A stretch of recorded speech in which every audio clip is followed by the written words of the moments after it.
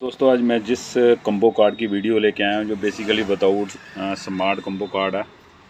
तो थोड़ा इसमें कार्ड का वर्जन नंबर भी बता दूँ। ये RU10A.816 ये कार्ड का नंबर है। तो बेसिकली जितने भी ये विदाउट स्मार्ट कार्ड आते हैं कम्बो कार्ड, तो सभी में थ्योरी एक ही काम करती है और वोल्टेज भी एक जैसे ही होते हैं, पर इसके जो अंदर सर्किट बने होते हैं थोड़े अलग अलग तरीके से बने होते हैं। तो क्योंकि आपको बेसिकली जितने भी कम्बो कार्ड आएंगे, मैंने कहीं वीडियो डाली है, उसका सीक्वेंस सेम ही होता है वोल्टेज का।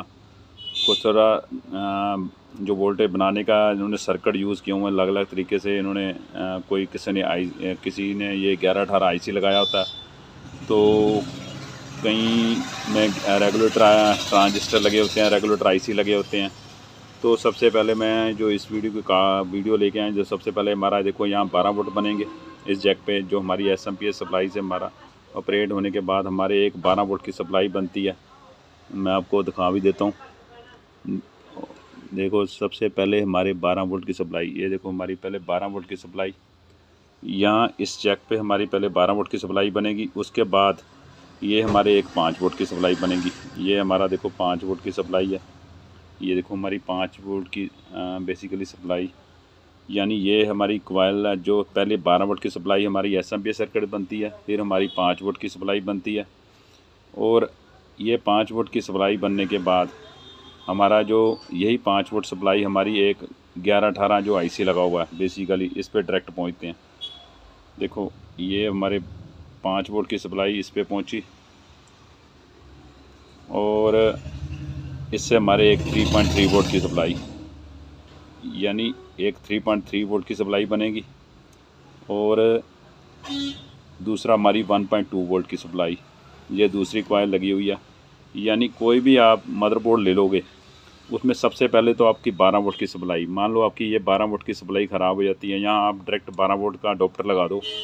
आपका बेसिकली ये जो हमारा मदरबोर्ड का सीक्वेंस है वोल्टेज का, वो कंप्लीट हो जाएगा। आपका सिर्फ बैकलाइट रह जाएगा। बैकलाइट के लिए आप एक इन्वर्टर अलग से लगा सकते हो, अगर ये भी इसकी थ्योरी है। क्योंकि इसमें सबसे पहले एक 12 वोल्ट की सप्लाई बनती है, 12 वोल्ट से बाद इसकी 5 वोल्ट की सप्लाई बनती है। ये buck converter, step down buck converter लगा हुआ है। और दूसरा हमारी 1.2 की सप्लाई, ये हमारी 1.2 की सप्लाई।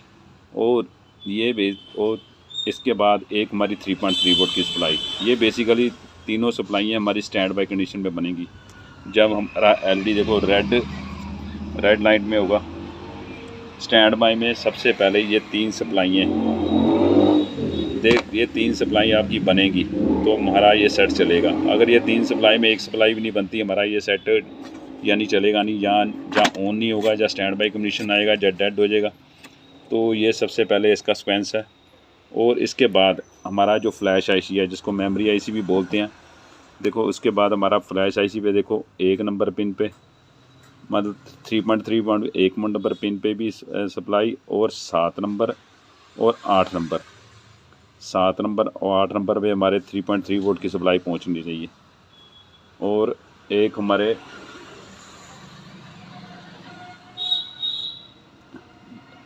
3 नंबर, 1 नंबर पे सप्लाई आएगी फ्लैश IC के 3.3 वोल्टेज, और हमारे 3 नंबर पे 3.3 वोल्ट की सप्लाई, 1-2 वोल्टेज यहाँ कम होते हैं।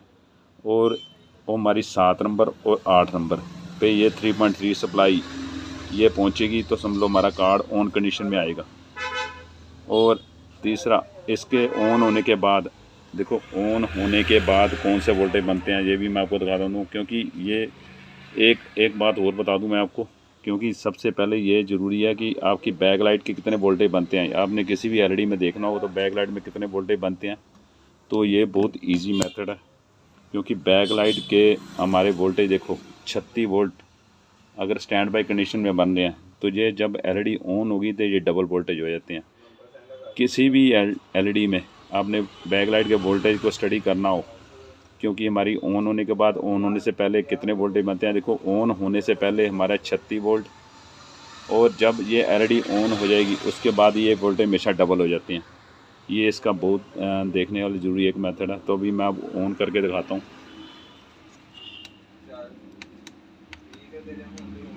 ये हमने LED ऑन कर दिया, हमारी बैक लाइट भी जग चुकी हुई है।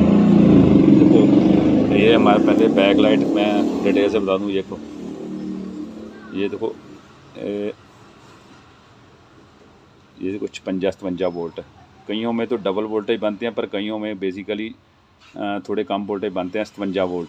यानी इसका थोड़ा इजी है मेथड आप देखने में, पर ज़्यादातर क्या होता है ये डबल वोल्टेज बनते हैं, पर इसमें बेसिकली 57 वोल्ट बन रहे हैं। तो उसके बाद देखो ये वोल्टेज बनने के बाद हमारी एक रैम की सप्लाई, क्योंकि हमारा ये 1118 आईसी है, इसकी वर्किंग तब स्टार्ट होती है जब हमारा देखो 5 वोल्ट इस पर, ये 5 वोल्ट हमारे दूसरे 1118 आईसी को 5 वोल्ट पहुँचते हैं। एक हमारा स्टैंड बाई कंडीशन में डायरेक्ट वोल्टेज पहुँचते हैं, और दूसरा जब स्टैंड बाई ऑन होने के बाद स्टैंड बाई ऑन होने के बाद देखो स्टैंड बाई ऑन होने के बाद हमारे देखो एक 1.8 वोल्ट की सप्लाई 1.8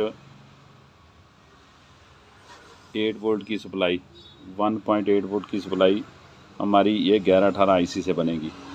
क्योंकि ये 1118 आईसी है, एक स्विचिंग आईसी है, एक स्विचिंग तरह का है, मॉसफेट एक तरह का। कहने का मतलब ये जब एक तो डायरेक्ट वोल्टेज जब 5 वोल्ट डायरेक्ट पहुँचते हैं स्टैंड बाई में, एक हमारे पावर ऑन होने के बाद 5 वोल्ट इस पर पहुँचेंगे, और इससे हमारी 1.8 वोल्ट की सप्लाई ये बनेगी। और ये हमारी रैम की सप्लाई होती है जो हमारी सीपीयू को पहुँचती है। तो बेसिकली ये इसका थोड़ा सर्किट डायग्राम है वोल्टेज का, क्योंकि कौन से वोल्टेज कहाँ होने चाहिए सारा मैंने डिटेल से अभी बताया। ओके, थैंक यू दोस्तों।